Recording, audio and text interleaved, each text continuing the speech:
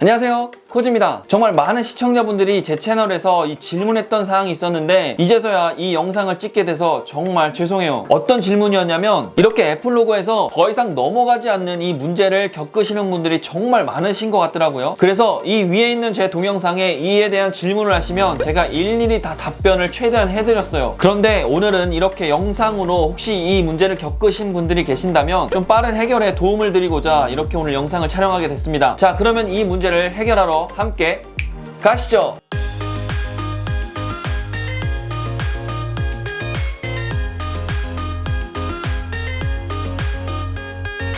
먼저 이 문제가 왜 일어나는지에 대해서 먼저 빠르게 설명을 좀 해드릴게요. 첫 번째는 이 소프트웨어가 문제가 생겨서 이렇게 애플 로고에서 더 이상 넘어가지 않는 문제들이 생긴다고 해요. 뭐 여러 가지 이유들도 있겠지만 이 소프트웨어 업데이트를 하는 과정 중에 문제가 생기는 경우가 정말 많다고 해요. 특히 소프트웨어 업데이트 시간이 정말 길다고 중간에 포기를 하시거나 아니면은 와이파이 존에서 계속적으로 업데이트를 하시다가 갑자기 와이파이가 안 잡히는 곳으로 이동을 하면서 이런 문제가 생기는 경우도 있다고 해요. 그리고 소프트웨어를 자동으로 업데이트 해놓기를 이렇게 켜놓으신 분들이 충전기에 꼽아놓고 잠을 자고 일어났더니 이렇게 됐다라고 하시는 분들도 계시는 것 같더라고요. 그리고 두 번째는 배터리가 없어서 이런 경우가 생길 수가 있다고 하더라고요. 그러니까 배터리가 없다 보니까 부팅은 일어나는데 하드웨어로 가야 할 배터리가 없어서 이렇게 재부팅이 되는 경우가 있다고 해요. 그리고 마지막 세 번째는 핸드폰이 죽은 겁니다. 즉 로직보드가 수명을 다해서 아니면은 잦은 충격으로 인해서 그냥 로직보드가 죽어서 더 이상 부팅이 안 되는 거예요. 뭐 두 번째, 세 번째 같은 경우는 제가 어떻게 테스트를 해라, 확인해라 이렇게 할 수가 없다 보니까 이런 경우는 가까운 서비스 센터나 아니면은 가로수길 같은 데 가서 점검을 받아보시는 게 훨씬 더 나으실 것 같아요. 그래서 오늘은 이 첫 번째 문제, 소프트웨어 문제로 인해서 이런 문제가 발생할 수 있다고 하니까 이 문제를 해결할 수 있는 방법에 대해서 여러분들께 좀 설명을 드릴 거예요. 만약에 제가 지금 설명드리는 방법대로 했는데도 안 된다고 하면 거의 두 번째 아니면 세 번째 문제이기 때문에 가까운 서비스 센터를 내방을 하시는 게 좋을 것 같아요. 그런데 정말 안타깝게도 이 문제는 초기화밖에 방법이 없어요. 자, 먼저 초기화를 하기 전에 필요한 준비물이 몇 가지 있어요. 첫 번째는 정품 케이블이 필요합니다. 왜 이 정품 케이블이 필요하냐면 간혹 가다가 이 정품 케이블이 아니어서 초기화를 하는 과정 중에 오류가 나거나 아니면 초기화가 안 되는 경우가 생겨요. 그렇기 때문에 꼭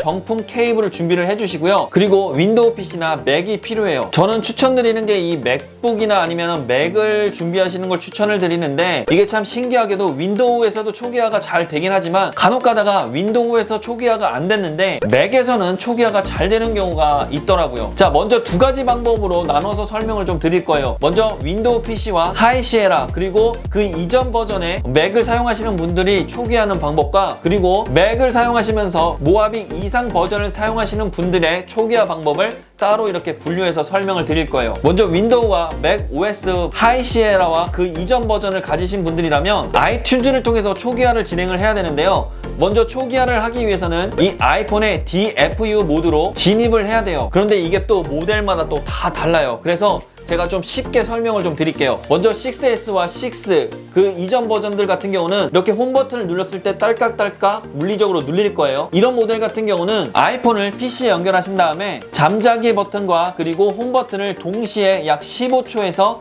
30초 정도 눌러주세요. 그러면 이렇게 아이튠즈 연결 표시가 이렇게 나올 거예요. 그리고 아이폰 7 같은 경우는 PC에 연결을 한 다음에 하단 볼륨 버튼을 누른 상태에서 잠자기 깨우기 버튼을 꾹 눌러주시는데 이것 또한 15초에서 30초 정도 눌러주시고요. 그리고 아이폰 8부터 그 이후 모델 같은 경우는 볼륨 버튼 상하를 딱딱 누르신 다음에 잠자기 깨우기 버튼만 한 15초에서 30초 눌러주세요. 자, 그러면 이렇게 아이튠즈 표시나 아니면은 컴퓨터 연결하는 이런 표시가 뜰 거예요. 아이튠즈에서 이런 표시가 나올 텐데 여기서 복원을 눌러주시고요. 그 다음 복원 및 업데이트를 누르면 이렇게 상단바가 쭉 올라가는 걸 확인할 수 있으실 거예요. 절대 여기서 이 모든 상황이 끝나기 전까지 컴퓨터와 아이폰을 분리하시면 안 됩니다. 그리고 맥 OS 모하비 이상을 사용하고 계신 분들이라면 아까와 다르게 아이튠즈가 아니라 파인더에서 이렇게 초기화 화면이 나타날 거예요. 여기서도 똑같이 복원을 누른 다음에 복원 및 업데이트를 누르면 자동적으로 쭉 초기화가 이루어질 겁니다. 자, 이렇게 해서 완벽하게 초기화가 끝나고 나서 정상적으로 부팅이 됐다면 여러분들은 소프트웨어를 업데이트하는 과정 중에 문제가 있었거나 아니면은 부팅 파일 자체가 깨진 거이기 때문에 정상적으로 사용을 하시면 되지만 혹시라도 이렇게까지 했는데도 안 된다면 가까운 서비스 센터를 내방하시는 걸 추천을 드릴게요. 자, 여기서 제가 팁을 하나 드리자면 많은 분들이 이 DFU 복원과 그리고 아이폰에서 설정 지우기를 똑같은 공장 초기화라는 기준을 놓고 생각하시는 분들이 많으신데, 좀 쉽게 설명을 드리자면 아이폰에서 이 재설정에 있는 모든 컨텐츠 및 설정 지우기 같은 경우는 이 공장 초기화, 그러니까 완전히 지우는 초기화라기보다는 윈도우는 그대로 냅두고 뭐 한글이나 엑셀만 지우는 이런 거라고 보시면 되고요. 지금 제가 설명드렸던 이 DFU 모드에서 초기화 방법 같은 경우는 안에 있는 모든 소프트웨어, 즉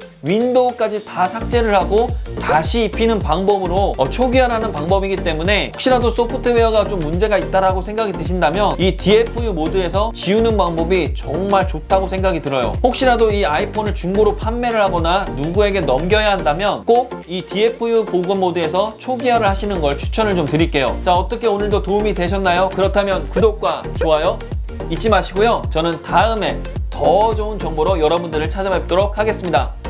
감사합니다.